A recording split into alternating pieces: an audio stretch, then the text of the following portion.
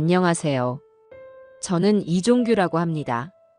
정말 어처구니 없던 제 이야기 좀 들어주세요.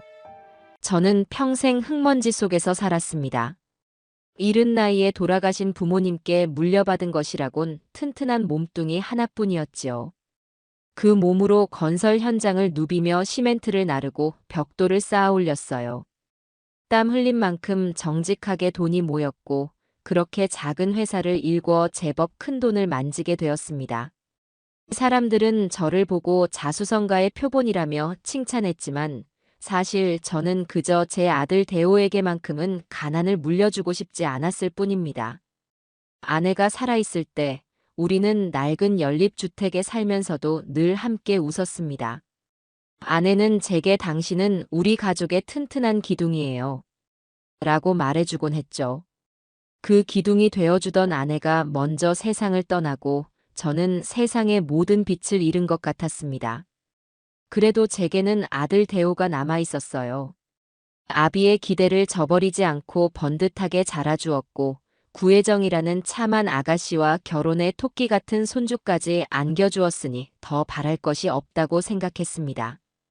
저는 제가 평생 일궈온 회사를 아들에게 물려주고 이제는 조용히 제 삶을 정리하며 살고 싶었어요. 그런데 얼마 전 무릎 수술을 받게 되면서 제 계획에 작은 차질이 생겼습니다. 퇴원날 굳이 저를 데리러 온 아들이 제 손을 잡고 간곡하게 부탁을 하더군요. 아버지, 당분간만이라도 저희 집에 들어가서 함께 사세요. 혜정이도 그게 좋겠다고 하고요. 수술한 다리로 혼자 계시면 저희가 너무 불안해요. 며느리가 좋다고 했다는 말에 잠시 마음이 흔들렸습니다. 사실 그 아이 구혜정이라는 며느리를 저는 처음부터 썩 마음에 들어 하지는 않았어요. 사람의 눈을 똑바로 보지 않고 늘 눈알을 굴리며 무언가 재는 듯한 태도나 제 아들 앞에서는 살살 녹는 목소리를 내다가도 뒤돌아서면 금세 표정이 차갑게 식는 것을 몇 번 목격했기 때문입니다. 하지만 아들이 좋다는데 제가 어쩌겠습니까? 그저 제 눈이 틀렸기를, 제 편견이기를 바랄 뿐이었죠. 아니다. 너희들 불편하게 내가 왜 들어가냐? 근처에 사람 부르면 되니까 걱정하지 마라. 아버지, 그런 말씀 마세요. 아들이 당연히 모셔야죠. 혜정이가 벌써부터 아버님 방 다 치워놓고 기다리고 있어요. 네. 제발요, 아버지. 아들의 저 착하고 무른 성정을 저는 잘 압니다.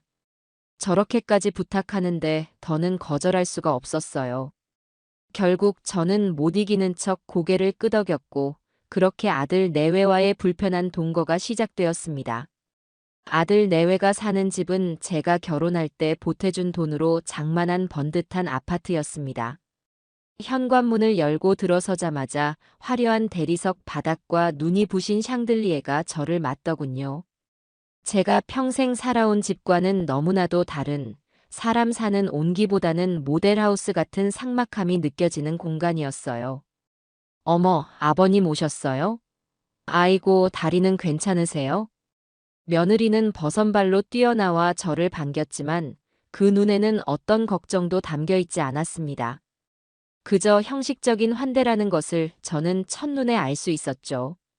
제 짐을 받아드는 며느리의 손길은 조심스럽기보다는 귀찮아하는 기색이 역력했고 저를 위해 꾸며놓았다는 방은 햇볕도 잘 들지 않는 가장 작고 삭막한 방이었습니다. 그래도 아들 얼굴을 봐서 저는 그저 고맙다 한마디만 하고 방에 짐을 풀었어요. 문제는 다음 날 바로 시작되었습니다. 제가 평생 아침으로 즐겨 먹던 것이 바로 구수한 된장찌개입니다.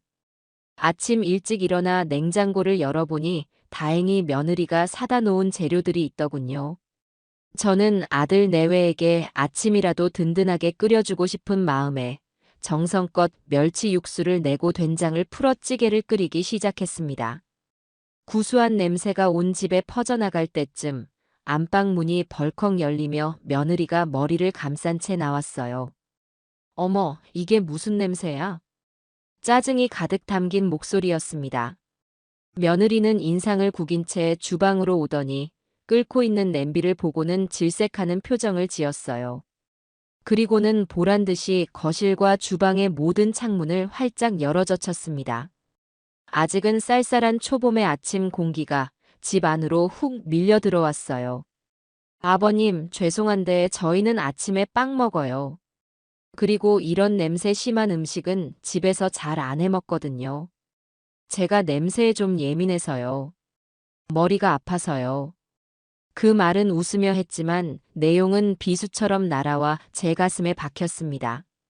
아침밥을 해주고 싶었던 제 성의는 무시당했고 제가 평생 즐겨 먹던 음식은 냄새 심한 음식으로 전락해버렸죠. 그때 마침 출근 준비를 마치고 나온 아들이 상황을 보고는 어색하게 웃으며 말했습니다. 나는 좋은데. 아버지표 된장찌개 오랜만이네. 맛있겠다. 여보, 당신은 좋겠지. 근데 이 냄새가 온종일 갈 거란 생각은 안 해? 옷에 냄새 배면 어떡할 거야? 며느리는 아들의 팔을 잡아 끌며 소파에 앉혔고 제게는 눈길도 주지 않은 채 토스트와 커피를 내왔습니다. 저는 순식간에 남의 집 주방에 무단 침입한 불청객이 된 기분이었어요. 결국 그날 아침 된장찌개는 저 혼자 먹는 둥 마는 둥 넘겨야 했습니다. 아들은 제 눈치를 보며 아버지, 맛있어요. 정말이에요. 라고 몇 번 말했지만 그 이상 며느리의 심기를 거스르지는 못하더군요. 저는 그저 아무 말 없이 밥을 비우고 조용히 제 방으로 들어왔습니다. 그날 이후로 저는 주방 근처에는 얼씬도 하지 않았어요. 며칠이 지난 어느 날이었습니다. 오후 내내 소파에 누워 텔레비전을 보다가 문득 죽은 아내의 손거울이 보이지 않는다는 것을 깨달았어요. 아내가 세상을 떠나기 전까지 늘 머리맡에 두고 쓰던 자그마한 손거울이었습니다. 화려하지는 않지만 손때가 묻어 반질반질한 나무 손잡이와 세월의 흔적이 느껴지는 그 거울은 제게 아내의 분신과도 같은 물건이었죠. 늘 제 방 협탁 위에 올려두었는데 아무리 찾아도 보이지 않았습니다. 온 방을 다 뒤지고 거실까지 샅샅이 살폈지만 거울은 없었어요. 혹시나 하는 마음에 외출했다 돌아온 며느리에게 물었습니다. 얘야, 혹시 내 방 협탁 위에 있던 작은 손거울 못 봤니? 손거울이요?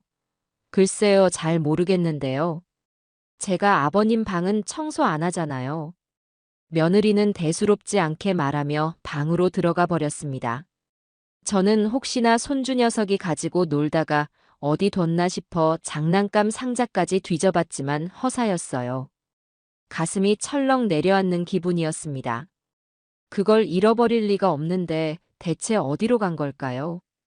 불안한 마음으로 집 안을 서성이다가 무심코 베란다에 내놓은 쓰레기 봉투를 보게 되었습니다. 오늘이 재활용 쓰레기 버리는 날이었거든요. 혹시 하는 마음에 봉투를 열어 내용물을 쏟아보았습니다. 그리고 그 안에서 제 눈을 의심하는 광경을 목격하고 말았어요. 온갖 과자 봉지와 플라스틱 쓰레기들 사이로 익숙한 나무 손잡이가 보였습니다. 제 아내의 손거울이었습니다. 저는 떨리는 손으로 거울을 집어들었습니다. 거울 한쪽에는 무언가에 긁힌 듯 깊은 흠집까지 나 있었어요. 순간 머릿속에 피가 거꾸로 솟는 기분이었습니다.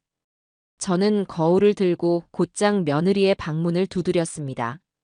얘야, 잠시 나와 보거라. 아버님, 왜 또 그러세요?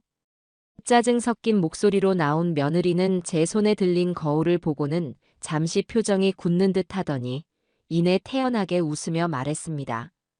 어머, 거기 있었네.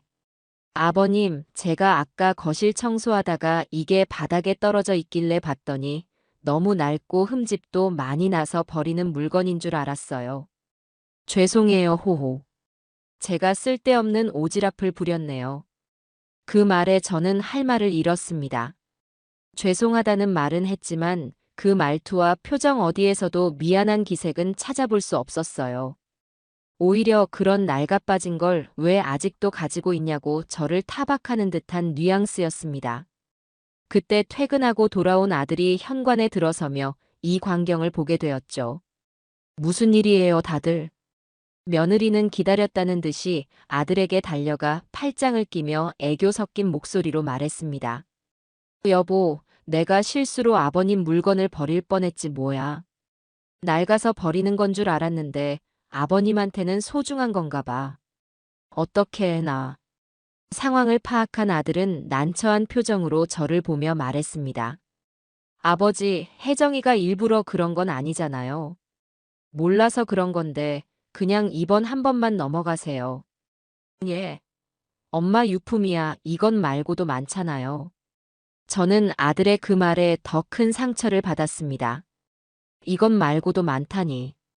자식에게는 그저 여러 개 중에 하나일지 몰라도 제게는 세상에 단 하나뿐인 아내의 흔적이었습니다. 아들은 제 마음을 헤아리기는커녕 그저 이 상황을 빨리 무마하고 아내의 편을 들어주는 데만 급급했어요. 저는 더 이상 아무 말도 하고 싶지 않았습니다. 그저 제 손에 들린 거울을 차가운 눈으로 내려다볼 뿐이었죠. 이 집에서 저는 제 소중한 것을 지킬 힘도 제 마음을 이해받을 권리도 없는 그저 늙고 거추장스러운 짐일 뿐이라는 사실을 뼈저리게 깨달았습니다. 그 사건 이후 며느리의 태도는 더욱 노골적으로 변했습니다. 제가 거실에 앉아 있으면 보란 듯이 청소기를 시끄럽게 돌렸고 제가 좋아하는 텔레비전 프로그램이 나오면 일부러 채널을 돌려버렸어요. 사소하지만 사람을 비참하게 만드는 괴롭힘이었습니다. 하지만 저를 가장 힘들게 했던 것은 하나뿐인 손주 녀석을 이용하기 시작했다는 점입니다. 제 손주 민준이는 이제 막 유치원에 다니기 시작한 6살짜리 아이입니다. 처음 이 집에 왔을 때만 해도 민준이는 할아버지 하고 달려와 제 품에 안기곤 했어요. 저는 그런 손주가 눈에 넣어도 아프지 않을 만큼 예뻤습니다. 그런데 언제부턴가 민준이가 저를 피하기 시작했습니다. 제가 방에서 나오면 슬금슬금 제 눈을 피했고 제가 말을 걸어도 못 들은 척 장난감만 가지고 놀았어요. 그러던 어느 날 저는 그 이유를 알게 되었습니다. 유치원에서 돌아온 민준이에게 과자를 주려고 다가갔을 때였습니다. 아이는 뒷걸음질을 치며 제 손길을 피했어요. 민준아, 왜 그래? 할아버지가 주는 과자 싫어. 아이는 고개를 저으며 우물쭈물 하더니 이내 작은 입으로 충격적인 말을 뱉어냈습니다.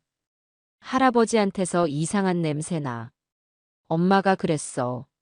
할아버지 방에서도 냄새나서 머리 아프다고. 그래서 민준이도 할아버지랑 같이 있기 싫어. 아이의 입에서 나온 말이라고는 믿기지 않는 날카로운 유리 조각 같은 말이었습니다. 순간 심장이 쿵 하고 내려앉는 것 같았어요. 아이는 죄가 없겠지요. 분명 며느리가 아이에게 시킨 말일 겁니다. 부엌 쪽을 쳐다보니 아니나 다를까 며느리가 문틈으로 이쪽을 훔쳐보며 만족스러운 듯 입꼬리를 올리고 있었습니다. 그 표정을 본 순간 저는 제 안에서 무언가 단단히 끊어지는 소리를 들었습니다. 어른들 사이의 갈등에 아무것도 모르는 어린아이까지 끌어들이다니. 이것은 단순히 저를 미워하는 것을 넘어 인간으로서 넘지 말아야 할 선을 넘은 행동이었습니다. 아들에 대한 마지막 남은 기대와 며느리에 대한 최소한의 존중이 산산조각 나는 순간이었어요. 저는 민준이에게 아무 대답도 해주지 못했습니다. 그저 굳은 얼굴로 돌아서서 제 방으로 들어왔습니다. 문을 닫고 들어오자 참았던 분노와 서러움이 한꺼번에 몰려와 숨이 턱 막혔습니다. 평생 누구에게도 굽히지 않고 당당하게 살아왔다고 자부했는데 늙고 병들었다는 이유로 제 자식의 집에서 이런 취급을 받아야 한다는 사실이 견딜 수 없이 치욕스러웠습니다. 그날 이후 집안의 공기는 얼음장처럼 차가웠습니다. 저는 제 방을 거의 나오지 않았고 며느리는 제가 없는 사람인 것처럼 행동했어요. 아들 녀석은 중간에서 어쩔 줄 몰라 하며 제 눈치와 아내의 눈치를 번갈아 살필 뿐 이 숨막히는 상황을 해결하려는 어떤 노력도 하지 않았습니다. 저는 그저 하루빨리 제 다리가 회복되어 이 집을 떠날 날만을 손꼽아 기다렸어요. 하지만 운명은 제가 조용히 물러나는 것을 허락하지 않으려는 모양이었습니다. 제 인생을 송두리째 뒤흔들게 될 그날은 지독한 몸살 기운과 함께 찾아왔습니다. 며칠 전부터 으슬으슬 춥고 온몸에 뼈마디가 쑤시는 것이 심상치 않다고 느꼈어요. 수술한 다리의 통증도 다시 심해지는 것 같았고요. 약을 먹고 온종일 이불을 뒤집어 쓰고 누워 있었지만 차도는 없었습니다. 저녁 때가 되자 허기가 몰려왔지만 몸을 일으킬 기운조차 없더군요. 그렇다고 아들 내외에게 아프다는 말을 하고 싶지는 않았습니다. 분명 며느리는 꾀병을 부린다며 타박을 할 것이고 아들은 안절부절 못하며 제 앞에서 아내의 눈치만 살필 것이 뻔했으니까요. 그런 꼴을 보느니 차라리 굶는 것이 낫다고 생각했습니다. 하지만 텅 빈 속에서 올라오는 허기는 늙고 병든 몸을 더욱 처량하게 만들었습니다. 저는 힘겹게 몸을 일으켜 비틀거리며 방을 나섰습니다. 마침 아들 내외는 저녁 약속이 있다며 한껏 치장을 하고 집을 나서는 참이었어요.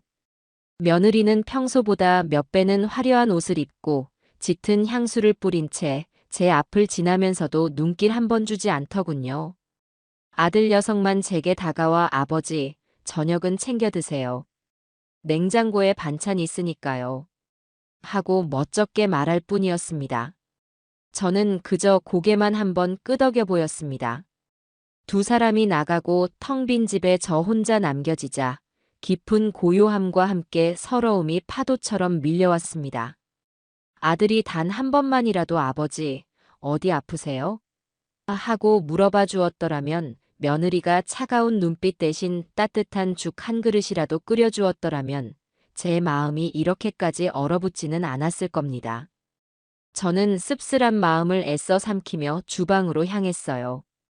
냉장고 문을 열어보았지만 며느리가 말한 반찬이라는 것은 며칠 전에 사다 놓은 이제는 시들어가기 시작한 나물 몇 가지와 단무지뿐이었습니다. 입맛이 썼습니다. 그때 찬장 구석에 놓여있던 라면 봉지가 눈에 들어왔습니다. 젊었을 적 건설 현장에서 허기진 배를 채우기 위해 숱하게 끓여 먹었던 라면. 아내와 함께 밤늦게 출출하다며 냄비 하나에 머리를 맞대고 웃으며 먹었던 라면. 제게 라면은 그냥 음식이 아니라 고단했던 제 삶의 페이지마다 새겨진 추억이었습니다. 오늘은 왠지 그 라면이 간절하게 당겼습니다. 다른 것을 해먹을 기운도 없었고요. 저는 작은 냄비에 물을 올려 라면을 끓이기 시작했습니다. 보글보글 끓어오르는 소리와 함께 구수한 냄새가 퍼지자 잠시나마 시름을 잇는 기분이었습니다. 저는 다 끓인 라면을 낡은 양은 냄비째로 들고 거실 구석의 작은 밥상으로 향했습니다.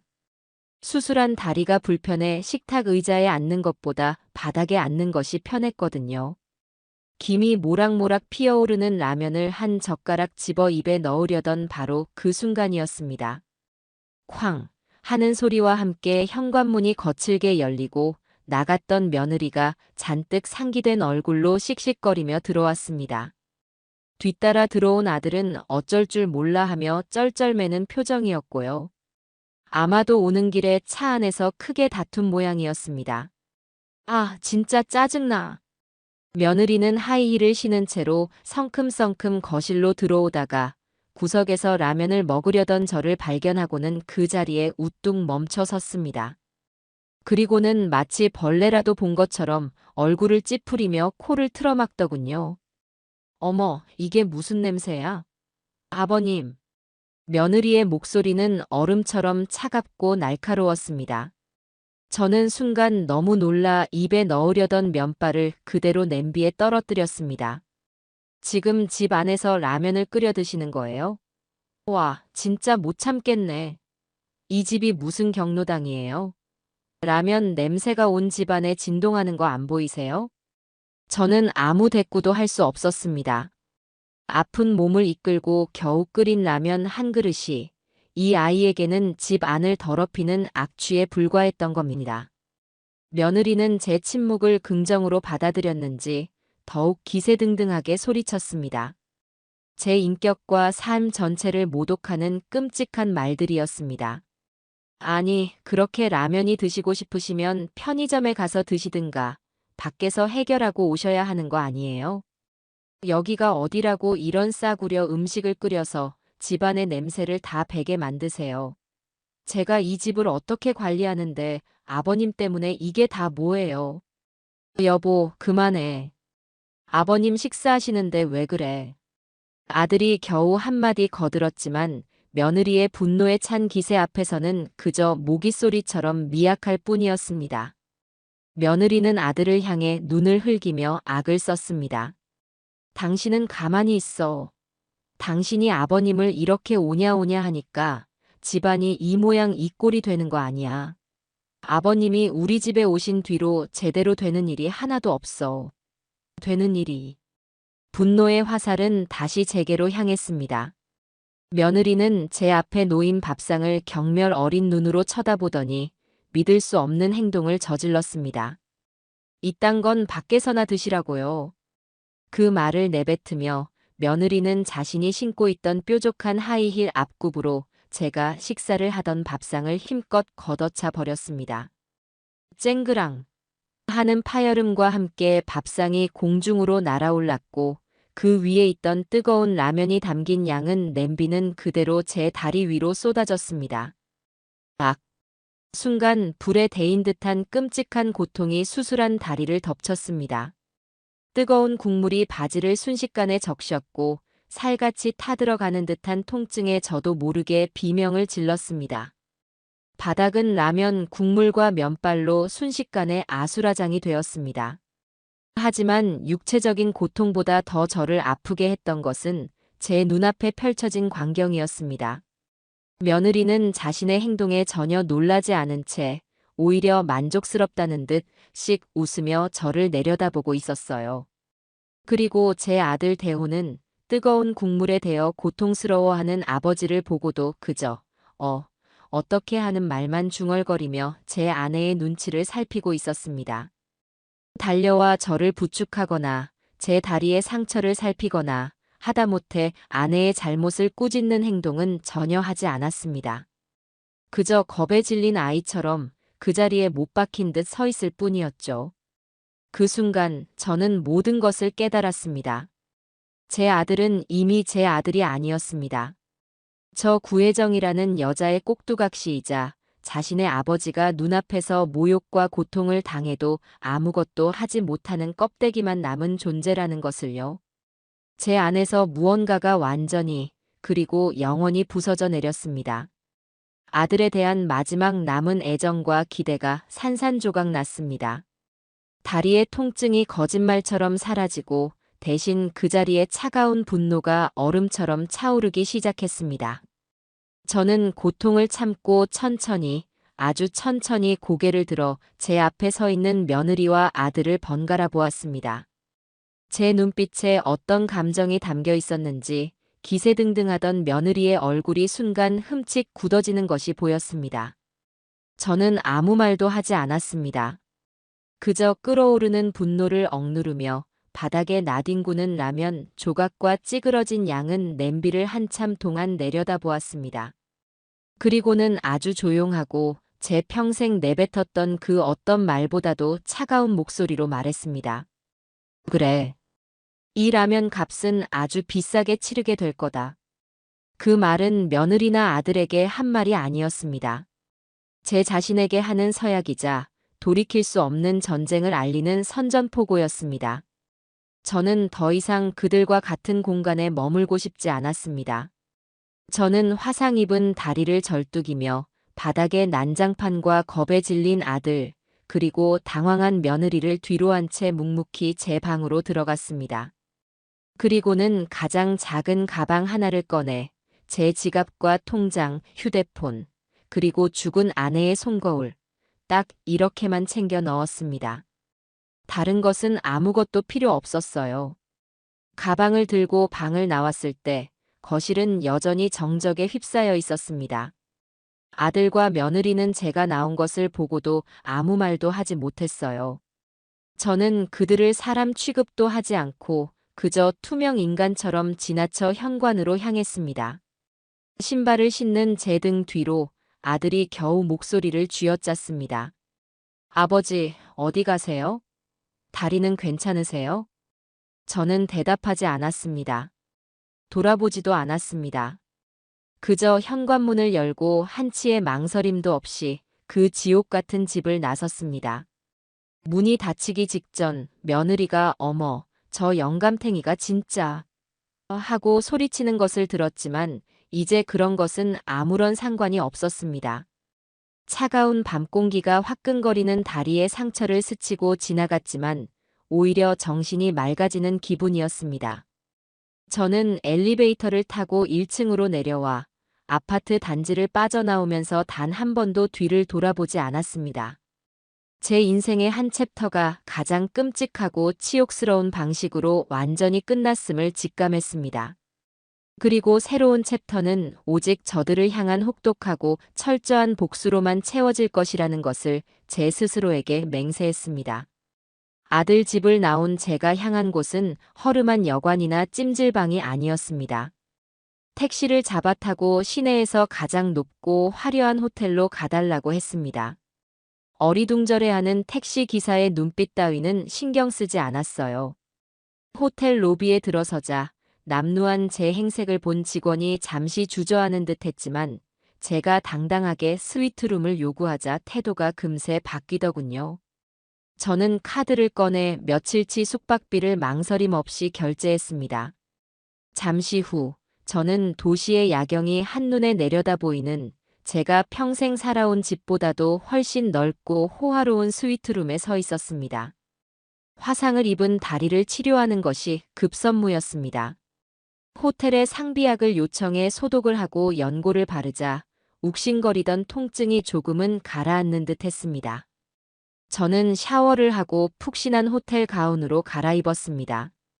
따뜻한 물이 몸을 감싸자 긴장이 풀리면서 그동안 겪었던 온갖 수모와 서름이 한꺼번에 몰려왔습니다. 하지만 저는 눈물을 흘리지 않았어요. 이제는 울 때가 아니었습니다. 울음 대신 차가운 복수심이 제 가슴을 가득 채우고 있었습니다.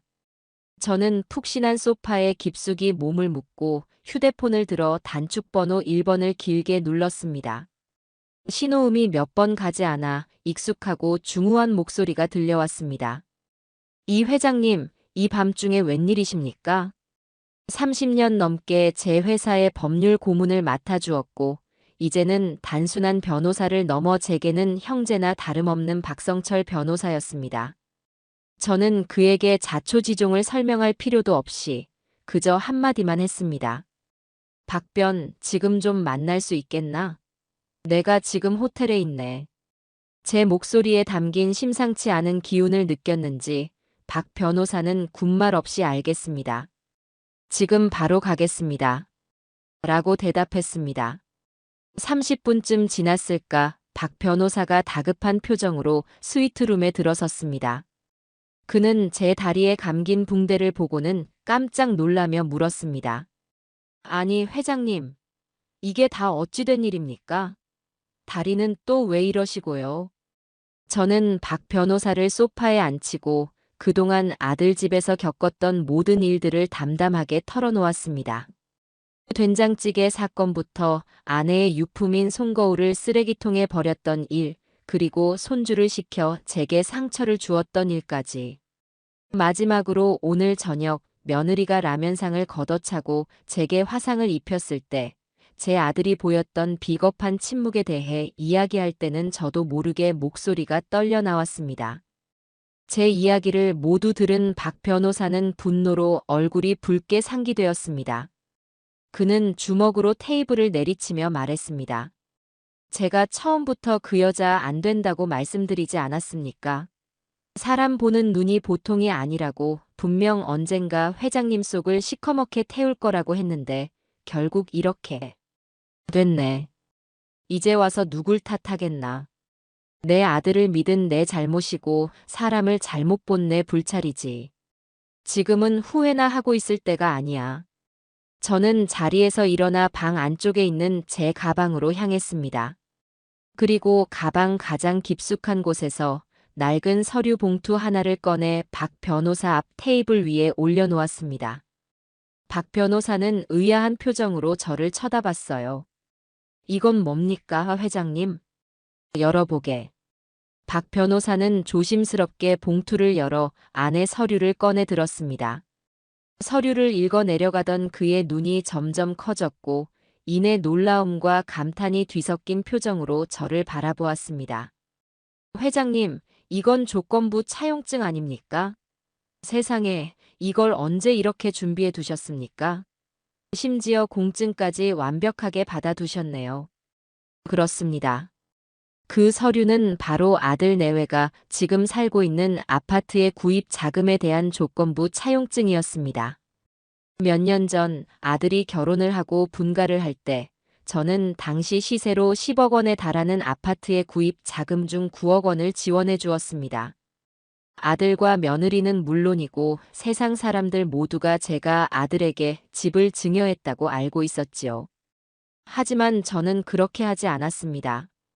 저는 며느리를 처음 본 날부터 그 아이의 눈빛에서 탐욕을 읽었고 언젠가 제 아들을 불행하게 만들지도 모른다는 불길한 예감을 떨칠 수가 없었어요. 그래서 저는 아들 몰래 안전장치를 마련해 두었던 겁니다.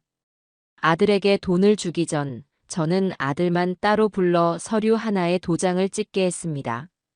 아들은 그저 세금 문제 때문에 필요한 절차려니 하고 내용을 제대로 읽어보지도 않은 채 도장을 찍었지요. 그 서류의 내용은 간단했습니다. 상기 금액 9억 원은 증여가 아닌 대여금이며 차용인 이대호는 대주 이종규에게 상환할 의무를 짓는다. 하지만 가장 중요한 것은 그 뒤에 붙은 특약 조항이었습니다. 단, 차용인 이대호가 대주 이종규를 부모로서 공경하고 성실히 부양할 시 대주는 상환 의무를 면제하고 이 또한 증여로 간주한다. 그러나 만약 차용인 및 차용인의 배우자가 대주에게 부모로서 마땅히 받아야 할 존중을 보이지 않거나 신체적, 정신적 고통을 가하는 등 부양의 의무를 저버렸다고 판단될 경우 본 계약은 즉시 파기되며 대주는 차용인에게 대여금 전액의 즉시 상환을 요구할 수 있다. 박 변호사는 서류를 다 읽고 나서 혀를 내둘렀습니다. 회장님, 정말 대단하십니다. 어떻게 이런 생각을 하셨습니까? 이 정도면 부양 의무를 저버렸다는 것을 입증하고도 남습니다. 계약을 파기할 수 있는 가장 확실한 명분을 얻었습니다. 그간의 일들은 이 명분을 뒷받침하는 강력한 증거가 되어줄 것이고요. 이 차용증은 법적으로 완벽하게 효력을 발휘할 겁니다. 저는 씁쓸하게 웃으며 말했습니다. 내가 이런 것까지 쓰게 될 날이 올 줄은 몰랐네. 그저 내 아들이 저 못된 여자에게 휘둘려 길을 잃을 때 마지막으로 잡아줄 동아줄 정도로만 생각했는데 그 동아줄이 이제는 저들의 목을 죄 올가미가 될 줄이야. 올가미라니요. 당치도 않은 말씀입니다. 이건 회장님의 정당한 권리입니다. 그래서 이제 어떻게 하실 생각이십니까? 저는 창밖의 어두운 도시를 내려다보며 아주 차갑고 단호한 목소리로 말했습니다. 우선 저것들에게 현실을 알려줘야지. 저들이 지금 누리고 있는 모든 것들이 누구의 것인지, 그리고 그것을 잃는 것이 얼마나 끔찍한 일인지 말이야. 저는 박 변호사를 바라보며 지시했습니다. 내일 아침이 밝는 대로 조건부 차용증 계약 파기 및 채무 전액 즉시 상환 요구에 대한 내용 증명을 작성해서 아들 내외에게 발송해주게. 아주 정중하면서도 단 한치의 협상의 여지도 없다는 것을 명확하게 담아서 말이야. 그리고 지금부터 내 아들과 며느리에게서 오는 모든 연락은 받지 않겠네. 모든 소통은 박 변호사를 통해서만 할 걸세. 알겠습니다, 회장님. 분부대로 처리하겠습니다. 그런데 대호는 아드님은 어쩌실 생각이십니까? 이 일이 알려지면 가장 큰 충격을 받을 텐데요. 박 변호사의 물음에 제 가슴 한쪽이 시큰하게 아려왔습니다. 하지만 저는 흔들리지 않았어요. 썩은 살을 도려내려면 고통이 따르는 법입니다. 제 아들이 다시 제대로 된 인간으로 살아가게 하려면 이 정도의 시련은 반드시 필요하다고 생각했습니다. 그 녀석도 대가를 치러야지. 제 아비가 모욕을 당하는 것을 보고도 침묵한 대가, 제 아내의 악행을 알면서도 방관한 대가, 그 안락한 울타리와 제 손으로 이룬 것 하나 없는 부유함이 사실은 모래 위에 지은 성이었다는 것을 제 스스로 깨닫게 해야 해. 그래야만 다시 일어설 수 있을 걸세. 제 단호한 의지를 확인한 박 변호사는 더 이상 아무것도 묻지 않고 고개를 끄덕였습니다. 그는 가져온 서류 가방에서 노트북을 꺼내 그 자리에서 바로 내용 증명 초안을 작성하기 시작했습니다. 법률 용어들이 가득한 차갑고 비정한 문장들이 화면을 채워나가는 것을 보며 저는 생각했습니다. 이것은 단순한 감정 싸움이나 치기 어린 복수가 아니라고. 이것은 제 남은 인생을 걸고 무너진 아버지의 권위를 되찾고 어리석은 아들을 구원하기 위한 마지막 전쟁이라고 말입니다. 창밖에 새벽빛이 밝아오고 있었습니다. 이제 곧 폭풍이 시작될 것이었습니다. 박 변호사가 돌아간 후 저는 뜬 눈으로 아침을 맞았습니다. 호텔 조식을 주문해 먹는 둥마는 둥하고 다리의 상처를 다시 한번 살폈습니다. 붉게 부어오른 자국과 몇 군데 잡힌 물집이 지난밤의 악몽을 생생하게 증명하고 있었습니다. 저는 휴대폰으로 상처 부위를 여러 각도에서 찍어두었어요. 그리고 병원에 들러 2주간의 치료를 요하는 화상이라는 진단서까지 발급받았습니다. 감정에 휘둘리지 않고 모든 것을 차분하고 냉정하게 준비해 나갔습니다. 이제부터는 사소한 증거 하나하나가 저들의 목을 조일 무기가 될 것이기 때문입니다. 예상대로 오전부터 제 휴대폰은 불이 나기 시작했습니다. 발신자는 모두 아들이라는 두 글자였어요. 저는 단 한 통의 전화도 받지 않았습니다. 수십 통의 부재중 전화가 쌓이고 곧이어 장문의 문자 메시지가 도착하기 시작했습니다. 아버지, 죄송해요. 어디 계세요? 어젯밤 일은 혜정이가 실수를. 제발 전화 좀 받으세요. 제가 다 잘못했어요. 같은 내용들이었습니다. 저는 그 구차한 변명과 뒤늦은 후회를 차가운 눈으로 읽어내리다가 모두 삭제해버렸습니다. 이미 엎질러진 물이었고 너무 늦은 사과였습니다. 오후가 되자 박 변호사에게서 연락이 왔습니다. 내용 증명이 등기우편으로 발송되었으며 아마 내일쯤 아들 내외에게 도착할 것이라고 했습니다. 저는 그저 수고했네 하고 짧게 답하고 전화를 끊었습니다. 그리고는 아무 일도 없었다는 듯 텔레비전을 켜고 조용히 시간을 보냈습니다. 폭풍 전의 고요함, 그것은 상대를 압도하는 가장 강력한 무기 중 하나라는 것을 저는 평생의 경험으로 알고 있었지요. 다음 날 오후 박 변호사에게서 다시 전화가 걸려왔습니다. 이번에는 그의 목소리에 웃음기가 살짝 묻어 있었습니다. 회장님, 아무래도 저쪽에서 내용 증명을 받은 모양입니다. 방금 전에 며느리 되시는 분한테서 전화가 왔는데 아주 가관이었습니다. 뭐라고 하던가? 다짜고짜 소리를 지르면서 당신 누구냐고 우리 아버님 꼬드겨서 돈 뜯어내려는 사기꾼 아니냐고 하더군요.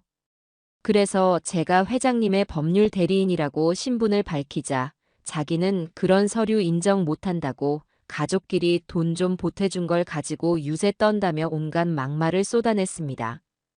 회장님께서는 지금 충격으로 몸져 누워 계시다고 했더니 쇼하고 있네 하면서 전화를 끊어버렸습니다. 저는 그 말을 듣고 하고 헛웃음을 터뜨렸습니다. 역시나 제 예상에서 한치도 벗어나지 않는 반응이었습니다. 어리석은 자들은 위기가 닥쳤을 때 현실을 직시하고 해결책을 찾기보다는 그 위기를 가져온 사람을 비난하고 현실 자체를 부정하는 법이지요. 그 아이는 지금 자신이 얼마나 끔찍한 상황에 처했는지 전혀 인지하지 못하고 있는 겁니다. 아니나 다를까 잠시 후 제 휴대폰이 다시 울리기 시작했습니다. 이번에는 아들이 아닌 모르는 번호였어요. 받을까 말까 잠시 망설이다가 전화를 받았습니다. 수화기 너머에서는 제 아들 대호의 다급하고 울먹이는 목소리가 들려왔습니다. 아버지, 아버지 맞으시죠? 왜 전화를 안 받으세요? 아버지, 이게 다 뭐예요? 변호사라니요? 내용 증명이라니, 이게 다 무슨 소리예요? 9억 원을 갚으라니, 아버지 정말 저희한테 이러실 거예요? 저는 아무 말 없이 아들의 하소연을 듣고만 있었습니다. 제 침묵에 아들은 더욱 애가 타는 듯 했습니다. 그때 수화기 너머에서 거친 목소리가 들려왔습니다. 비켜봐, 내가 할 말이 있으니까. 곧이어 전화기를 빼앗는 소리가 들리더니 며느리의 앙칼진 목소리가 제 귀를 찔렀습니다. 여보세요? 이 영감탱이가 진짜 보자 보자 하니까 사람을 뭘로 보고 지금 우리한테 협박하는 거예요? 저는 이때다 싶어 통화 버튼 옆에 있는 녹음 버튼을 조용히 눌렀습니다. 며느리는 제가 녹음을 시작한 줄은 꿈에도 모른 채 그동안 제 앞에서 애써 감춰왔던 본성을 남김없이 드러내기 시작했습니다. 나이 먹었으면 곱게 늙을 것이지. 어디서 돈 몇 푼 쥐어준 거 가지고 사람을 이렇게 괴롭혀요? 그 돈이 정말 영감 돈이에요? 어차피 우리 대호 씨한테 물려줄 돈 좀 미리 당겨 쓴 거 아니냐고요. 안 그래요? 그런데 이제 와서 그걸 갚으라니 길 가던 개가 웃을 일이네, 정말. 막말은 거기서 그치지 않았습니다. 그리고 뭐, 부양의 의무, 존중, 웃기지 말라고 하세요. 내가 영감 똥오줌 못 가릴 때까지 수발 들어줘야 그게 존중이에요. 내 인생, 내 청춘을 영감 하나 때문에 희생하라고요? 나는 절대로 그렇게 못해. 그 집, 이제 우리 집이야. 당신 아들 집이라고. 그러니까 그 더러운 차용증. 쪼가리 당장 찢어버리고 다시는 우리 앞에 나타나지 마세요. 안 그러면 내가 영감 상대로 접근금지 신청해버릴 테니까 그런 줄 알아요. 왜 말이 없어? 찔려. 내가 틀린 말했어? 그러니까 정신 차려. 이 노망난 영감탱이야. 격앙된 목소리로 온갖 폭언과 저주를 쏟아내던 며느리는 제풀에 지쳤는지 A씨 하는 상스러운 소리와 함께 전화를 거칠게 끊어버렸습니다. 저는 통화가 종료되었습니다. 라는 기계음이 들리고 나서도 한참 동안 휴대폰을 귀에서 떼지 못했습니다. 며느리의 목소리가 담긴 녹음 파일은 이제 그 어떤 공증 서류보다도 강력한 저들의 추악한 민낯을 증명할 결정적인 증거가 되었습니다. 며칠 후 박 변호사를 통해 아들 내외의 동향을 전해 들을 수 있었습니다. 그들은 역시나 변호사를 찾아갔다고 합니다. 하지만 그들이 찾아간 곳은 박 변호사처럼 유능하고 비싼 변호사가 아닌 아마도 인터넷에서 가족 간 채무 상담 같은 키워드로 검색해서 찾아냈을 법한 수임료가 저렴한 영세 법률 사무소였을 겁니다. 아니나 다를까 그곳에서 그들이 얻은 답변은 며느리의 오만함을 더욱 부채질하는 내용이었습니다. 가족 간의 차용증은 실제 돈이 오갔다는 명백한 증거가 없으면 효력을 인정받기 어려운 경우가 많습니다. 특히나 부모 자식 간에는요. 아마 아버님께서 화가 나셔서 두 분을 겁주시려고 그러는 걸 겁니다. 정말로 소송까지 가진 않을 거예요. 너무 걱정하지 마시고 당분간은 그냥 모르는 척하고 계셔보세요. 시간이 지나면 아버님도 화가 풀리실 겁니다. 그 엉터리 같은 조언을 며느리는 금과 옥조처럼 받아들인 모양이었습니다. 박 변호사의 말에 따르면 그날 이후 아들 내외는 제게 더 이상 연락을 하지 않았다고 합니다. 내용 증명 따위는 애초에 받지도 않았다는 듯 평소와 다름없이 생활하고 있다는 것이었습니다. 아마도 며느리는 역시 내 생각이 맞았어. 늙은 영감탱이가 겁만 주려다 제풀에 지친 거야.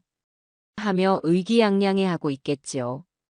아들은 그 옆에서 불안해하면서도 아내의 기세에 눌려 아무 말도 못하고 있을 테고요. 저는 그들의 어리석음이 가엾기보다는 오히려 다행이라고 생각했습니다. 저들이 저렇게 방심하고 현실을 외면하고 있을 때 저는 더 철저하고 완벽하게 다음 단계를 준비할 수 있으니까요. 저는 박 변호사에게 전화를 걸어 말했습니다. 이제 더는 기다릴 필요가 없겠네.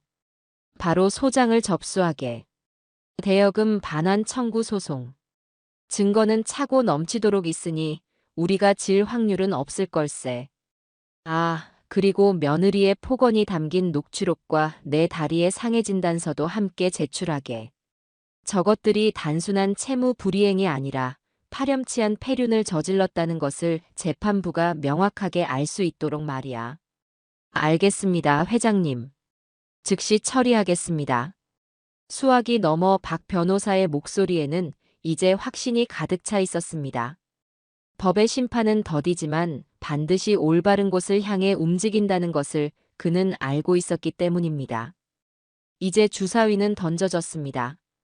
안락한 저택 안에서 자신들의 승리를 확신하며 샴페인을 터뜨리고 있을 어리석은 아들 내외는 그들의 발밑이 꺼져가고 있다는 사실을 꿈에도 알지 못할 겁니다. 그들이 법원으로부터 온 차가운 소장을 받아들고 자신들이 저지른 짓의 대가가 얼마나 무섭고 참혹한 것인지를 깨닫게 될 날이 머지않았습니다. 저는 그날을 조용히 그리고 아주 차갑게 기다리고 있었죠. 소송을 제기하고 첫 재판 기일이 잡히기까지는 생각보다 긴 시간이 걸렸습니다. 법의 맷돌은 느리지만 꾸준하게 돌아가는 법이니까요. 저는 그 시간 동안 호텔 스위트룸에 머물며 조용히 때를 기다렸습니다. 매일 아침 창밖으로 보이는 분주한 도시의 풍경을 내려다보며 저는 복잡한 생각에 잠기곤 했습니다. 제 마음속에 남은 질문은 단 하나였습니다. 어쩌다 내 아들이 저런 여자에게 빠져 제 아비까지 내팽개치는 지경에 이르렀을까? 그리고 며느리는 대체 왜 저토록 나를 증오하고 돈에 집착하는 것일까? 단순히 성격이 악독하고 허영심이 강한 것만으로는 설명되지 않는 그 무언가 근원적인 이유가 있을 것이라는 생각이 머릿속을 떠나지 않았어요. 며느리 구혜정의 행동은 단순한 미움을 넘어선 어떤 절박함마저 느껴졌습니다. 저를 집에서 내쫓으려는 시도나 돈 문제에 비정상적으로 예민하게 반응하는 모습들은 마치 벼랑 끝에 몰린 사람이 지푸라기라도 잡으려는 듯한 필사적인 몸부림처럼 보이기도 했습니다. 저는 이 싸움에서 이기는 것을 넘어 이 모든 일의 본질을 알아야만 했습니다. 그래야만 제 아들 대호를 저 진창에서 완전히 구해낼 수 있을 테니까요. 만약 며느리에게 제가 모르는 심각한 문제가 있다면 아들 역시 그 문제에 깊숙이 얽혀 있을 가능성이 높았습니다. 고민 끝에 저는 한 사람을 불렀습니다. 과거 제 회사에서 감사팀장으로 일했던 최 부장이었습니다. 그는 비록 학력은 짧았지만 사람의 뒤를 밟고 정보를 캐내는 데에는 귀신 같은 재주를 가진 친구였습니다. 회사를 아들에게 물려준 뒤 그도 퇴직하여 지금은 작은 흥신소를 운영하고 있었죠. 저는 최 부장에게 연락해 호텔로 와달라고 부탁했습니다. 오랜만에 만난 최 부장은 제 행색과 상황을 보고는 크게 놀랐지만 이내 제 의도를 파악하고는 진지한 표정으로 제 앞에 앉았습니다. 회장님, 저를 부르셨다는 것은 무언가 좋지 않은 일을 조사해야 한다는 뜻이겠지요. 역시 최 부장은 눈치가 빨라. 내 며느리 구혜정이라는 아이에 대해 좀 알아봐줘야겠네. 그 아이가 요즘 돈 문제 때문에 나를 못살게 구는 것 같은데 단순한 씀씀이 문제인지 아니면 다른 심각한 일이 얽혀 있는지 알아야겠어. 단, 내 아들 대호는 이 사실을 절대로 알아서는 안 되네. 조용하고 신속하게 처리해주게. 저는 최 부장에게 며느리의 이름과 나이, 그리고 제가 알고 있는 몇 가지 정보를 적어주었습니다. 최 부장은 메모를 받아들고는 비장한 표정으로 말했습니다. 알겠습니다, 회장님. 제게 일주일만 주십시오. 그 여자의 과거부터 현재까지 먼지 한 톨까지 샅샅이 털어오겠습니다. 최 부장이 돌아가고 저는 다시 기나긴 기다림의 시간을 보냈습니다. 소송 준비는 박 변호사가 일사천리로 진행하고 있었기에 제가 직접 나설 일은 없었어요. 저는 그저 최 부장이 가져올 진실의 조각들을 기다릴 뿐이었습니다. 그리고 정확히 일주일 후 최 부장에게서 연락이 왔습니다. 그의 목소리는 잔뜩 가라앉아 있었습니다. 회장님, 드릴 말씀이 있습니다. 지금 계신 곳으로 찾아뵈어도 되겠습니까? 잠시 후 제 앞에 나타난 최 부장의 손에는 두툼한 서류 봉투가 들려 있었습니다. 그의 표정은 그 어느 때보다도 심각했어요. 그는 봉투를 테이블 위에 올려놓으며 무거운 입을 열었습니다. 회장님, 마음 단단히 먹고 들으셔야 할 것 같습니다. 구혜정 씨의 문제는 생각보다 아주 훨씬 심각한 수준입니다. 최 부장이 내민 보고서의 첫 장을 넘기는 순간 저는 제 눈을 의심했습니다. 보고서의 내용은 충격 그 자체였습니다. 며느리 구혜정은 결혼 전부터 이미 수천만 원의 카드 빚을 지고 있었다고 합니다. 화려한 명품과 해외여행으로 분수에 맞지 않는 씀씀이를 감당하지 못했던 것이죠. 아들과 결혼하면서 그 빚의 일부를 정리하는 듯 했지만 그것은 시작에 불과했습니다. 진짜 문제는 그녀의 친정이었습니다. 며느리의 아버지가 운영하던 작은 공장이 몇 년 전부터 심각한 경영난에 시달렸고 결국에는 부도 직전까지 몰렸다는 것이었습니다. 며느리는 그 사실을 제 아들에게 숨긴 채 결혼 후에도 계속해서 친정으로 막대한 돈을 빼돌리고 있었습니다. 아들의 월급은 물론이고 제가 사업 자금으로 쓰라며 틈틈이 챙겨주었던 돈까지 모두 친정의 빚을 갚는 데 사용되고 있었던 겁니다. 하지만 그것으로도 부족했겠지요. 보고서의 다음 장에는 며느리가 최근 몇 달간 드나들었던 장소들의 목록이 적혀 있었습니다. 그 목록에는 불법 사설 스포츠 노름 사이트와 강남의 몇몇 대부업체 사무실이 포함되어 있었습니다. 그렇습니다. 며느리는 친정의 빚을 감당하지 못하게 되자 더 큰 돈을 만지기 위해 노름에 손을 댔고 그 노름 빚을 갚기 위해 결국에는 무서운 이자가 붙는 사채까지 끌어다 썼던 겁니다. 최 부장이 알아낸 바에 따르면 며느리가 현재 지고 있는 빚은 제1금융권과 저축은행을 제외하고 대부업체와 사채를 합쳐 무려 3억 원에 달했습니다. 이게 다 사실이란 말인가? 네, 회장님. 모두 계좌 이체 내역과 통화 기록으로 확인된 사실입니다. 심지어 구혜정 씨는 최근에 아드님 몰래 집을 담보로 추가 대출을 받기 위해 여러 은행과 상담을 진행했지만 회장님께서 공동명의로 되어 있으셔서 번번이 실패했던 것으로 보입니다. 최 부장의 마지막 말은 제 머리에 망치라도 한 대 얻어맞은 듯한 충격을 주었습니다. 이제야 모든 퍼즐 조각이 맞춰졌습니다. 며느리가 그토록 저를 미워하고 집에서 내쫓으려 했던 진짜 이유. 그것은 바로 저라는 존재가 자신의 마지막 돈줄인 이 집을 팔아치우는데 가장 큰 걸림돌이었기 때문입니다. 제가 이 집에 버티고 있는 한 아들 명의로 된 집을 마음대로 처분할 수 없으니 저를 내보내고 아들을 구슬려 집을 판 뒤 그 돈으로 자신의 빚을 청산하고 남은 돈을 챙겨 달아날 계획이었던 겁니다. 그래서 그 아이가 저는 차마 말을 잇지 못했습니다. 분노보다 더 큰 것은 제 아들에 대한 안타까움과 연민이었습니다.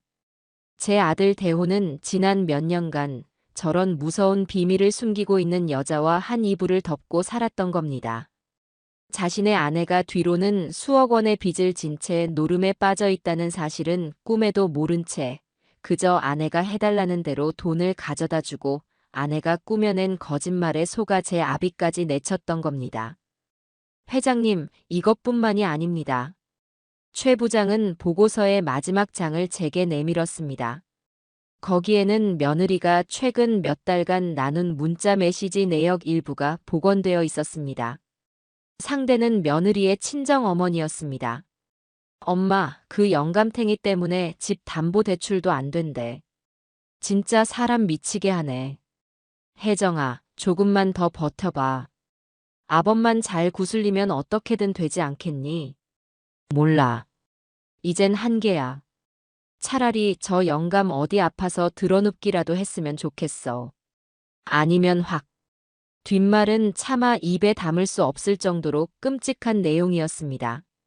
저는 더 이상 보고서를 읽어내려갈 수가 없었습니다. 손이 부들부들 떨리고 눈앞이 캄캄해지는 기분이었습니다. 이것은 단순한 금전 문제가 아니었습니다. 제 아들의 인생, 그리고 제 목숨까지도 위협할 수 있는 아주 위험하고 치밀한 사기극이었습니다. 저는 최 부장에게 떨리는 목소리로 말했습니다. 최 부장, 정말 수고했네. 이 자료들 전부 복사해서 박 변호사에게 넘겨주게. 그리고 자네는 이제 이 일에서 손을 떼. 나머지는 내가 알아서 하겠네. 회장님 괜찮으시겠습니까? 괜찮고 말고. 오히려 모든 것이 명확해져서 머릿속이 시원해진 기분이야. 나는 내 아들을 저 악마 같은 여자에게서 구해내야 할 의무가 있어. 그러려면 이 정도 증거로는 부족해. 아주 확실하게 저 아이가 다시는 내 아들 앞에 나타나지 못하도록 쐐기를 박아야지. 최 부장이 돌아간 후 저는 한참 동안 소파에 앉아 눈을 감고 있었습니다. 며느리에 대한 분노는 이미 그 임계점을 넘어섰고 대신 그 자리에는 차가운 결의가 들어찼습니다. 이 싸움은 이제 돈을 돌려받는 것을 넘어섰습니다. 제 아들의 인생을 구하기 위한 아비로서의 마지막 싸움이었습니다. 저는 이 자료들을 바로 아들에게 보여줄 수도 있었습니다. 하지만 그래서는 안 된다고 생각했어요. 제 아들 대호는 자신의 눈으로 직접 진실을 확인하고 자신의 귀로 직접 아내의 거짓말을 듣고 자신의 손으로 직접 그 썩은 연을 끊어내야만 했습니다. 그래야만 평생을 후회와 자책 속에서 살아가지 않을 테니까요. 그러기 위해서는 더 확실한 무대가 필요했습니다. 바로 법정이라는 이름의 무대 말입니다. 저는 이제 그 무대 위에서 제 인생을 건 마지막 연극을 시작할 준비를 마쳤습니다. 첫 번째 조정 기일이 잡혔습니다. 재판까지 가기 전 판사 앞에서 양측의 의견을 조율하고 합의를 유도하는 절차였지요. 저는 박 변호사와 함께 법원으로 향했습니다. 복도를 지나 조정실로 향하는 길에 복도 저편에서 걸어오고 있는 아들과 며느리를 마주쳤습니다. 몇 주 만에 보는 아들의 얼굴은 반쪽이 되어 있었고 며느리는 잔뜩 날이 선 표정으로 주변을 두리번거리고 있었습니다. 저와 눈이 마주치자 며느리는 저를 잡아먹을 듯이 노려보며 제게 다가오려 했지만 옆에 있던 싸구려 변호사가 그 팔을 잡아 막더군요. 아들은 그저 고개를 푹 숙인 채 제 얼굴을 쳐다보지도 못했습니다. 조정실 안 판사님과 조정위원들 앞에서 우리는 서로 마주보고 앉았습니다. 며느리 측 변호사가 먼저 입을 열었습니다. 그의 주장은 지난번과 똑같았습니다. 존경하는 재판장님, 이 사건은 부모 자식 간의 애정에서 비롯된 금전 지원을 아버님께서 일시적인 감정 문제로 채무 관계로 주장하는 매우 안타까운 사건입니다. 이 차용증은 법적 효력을 갖기 어려운 형식적인 서류에 불과하며 그가 한참 동안 감정에 호소하는 궤변을 늘어놓는 동안 박 변호사는 아무 말 없이 그의 말을 끝까지 듣고만 있었습니다. 그리고 마침내 그의 말이 끝나자 박 변호사는 조용히 자리에서 일어나 준비해 온 서류 뭉치를 재판장에게 제출했습니다. 재판장님, 지금부터 피고 측의 주장이 얼마나 허황되고 파렴치한 것인지 증명해 보이겠습니다. 첫 번째 증거 자료입니다. 이것은 원고와 피고 이대호 군이 작성하고 공증까지 마친 차용증 원본입니다. 피고 측 변호인께서는 이것이 형식적인 서류라고 주장하셨지만 공증인의 직인까지 찍힌 명백한 법률 문서입니다. 박 변호사는 이어서 다음 자료를 제출했습니다. 바로 제 다리의 화상 사진과 상해 진단서였습니다. 두 번째 증거 자료입니다. 피고 구혜정 씨는 원고에게 뜨거운 국물을 쏟아부어 전치 2주의 화상을 입혔습니다. 이는 차용증에 명시된 신체적, 정신적 고통을 가하는 행위에 정확히 부합하며 채무 즉시 상환의 명백한 사유가 됩니다. 며느리의 얼굴이 하얗게 질리기 시작했습니다. 하지만 박 변호사의 공격은 거기서 끝나지 않았습니다. 그는 작은 녹음기 하나를 꺼내 들었습니다.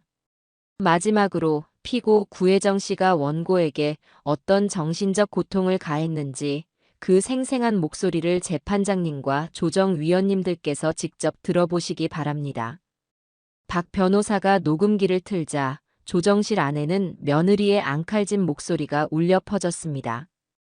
이 영감탱이가 진짜 나이 먹었으면 곱게 늙을 것이지. 그 돈이 정말 영감 돈이에요? 정신 차려. 이 노망난 영감탱이야. 온갖 폭언과 저주가 담긴 목소리가 흘러나오자 조정실의 공기는 순식간에 얼어붙었습니다. 며느리는 저거 꺼요. 끄라고요.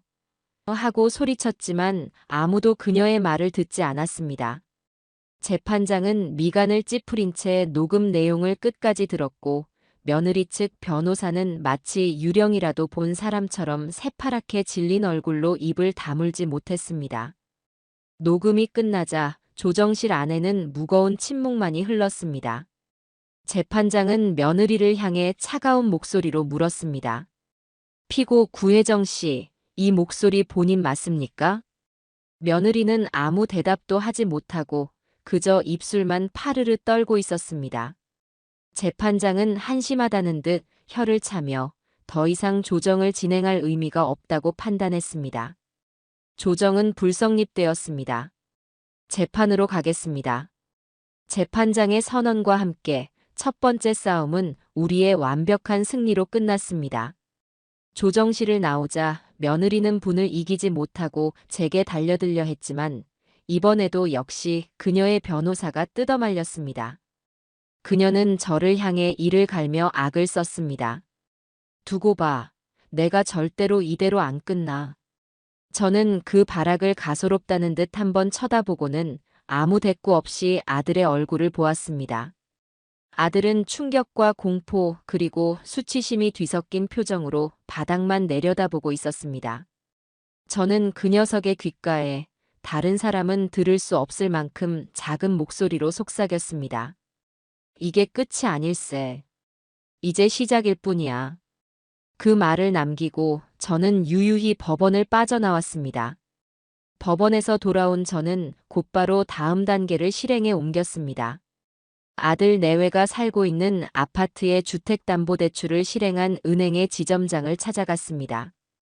그 지점장은 제가 회사를 운영할 때부터 수십 년간 거래해 온 저와는 아주 막역한 사이였지요. 저는 지점장실에 앉아 자초지종을 설명했습니다.